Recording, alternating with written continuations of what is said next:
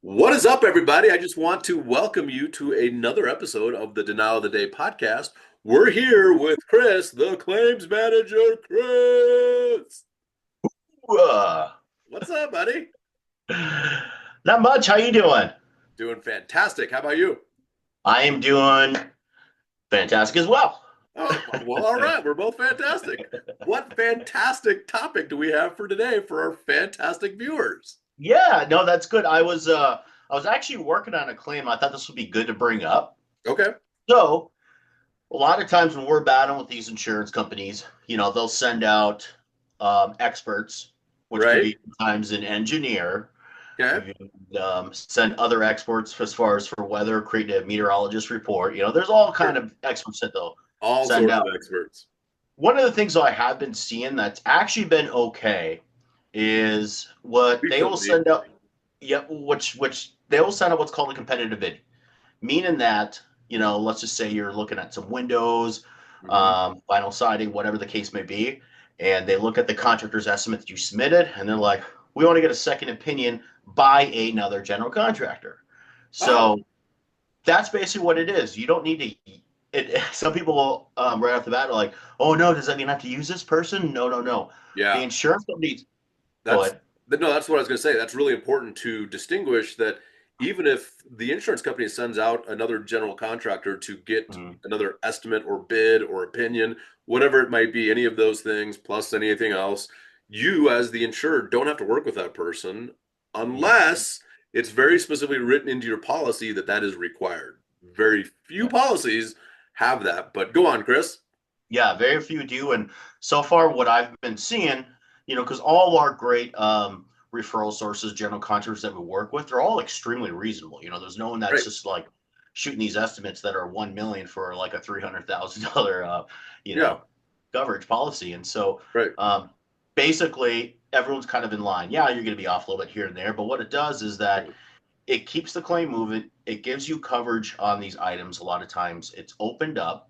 And if we need to go back and address it, okay, your contractor missed this, but we have a nice little chunk that we can actually work with now. Yep. And it keeps just the claim moving forward.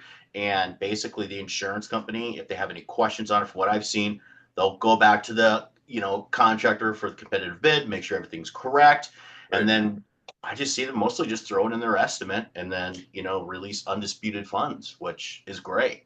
Definitely. So There's now, a lot of things that go into this, just like you were saying. I think it is beneficial sometimes, depending on who comes out there. But just like you correct. said, the people that we work with that send us insureds that need help on their claims, the vast majority of those people are super reasonable. Otherwise, we're not working with them.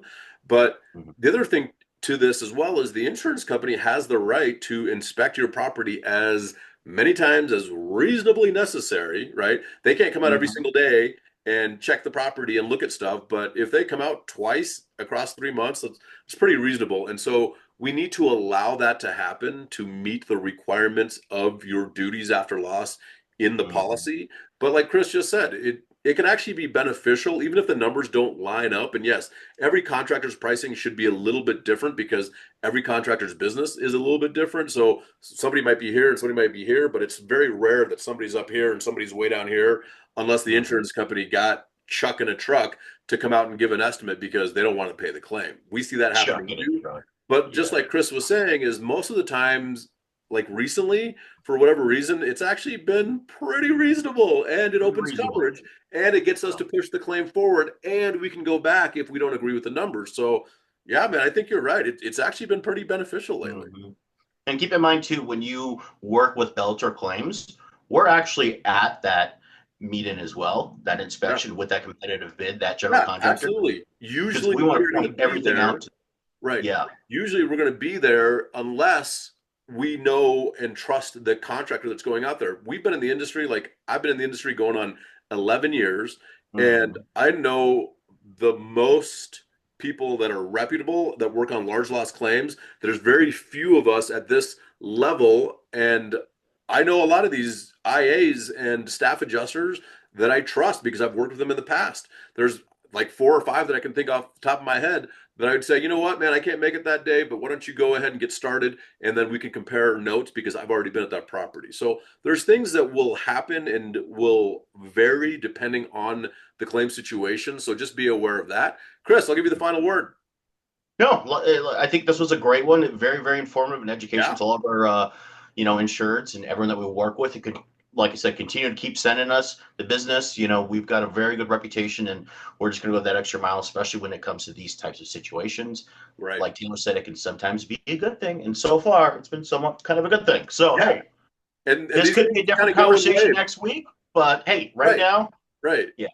Yeah, these things kind of go in waves. So like right now we're on the up wave where it's working in our favor, and we'll Hmm. continue to do that. When it changes, we will change our protocol and kind of how we approach that. And that's just how we operate because we want to make it as frictionless as possible for the insurance company to pay your claim fully and fairly. So when you need help, contact us at bellatorclaims.com. Please, if you like this content, share it with someone that needs it, like and comment it, and then subscribe for future information because these podcasts, I think they're getting better. They're becoming more informative. And Hmm.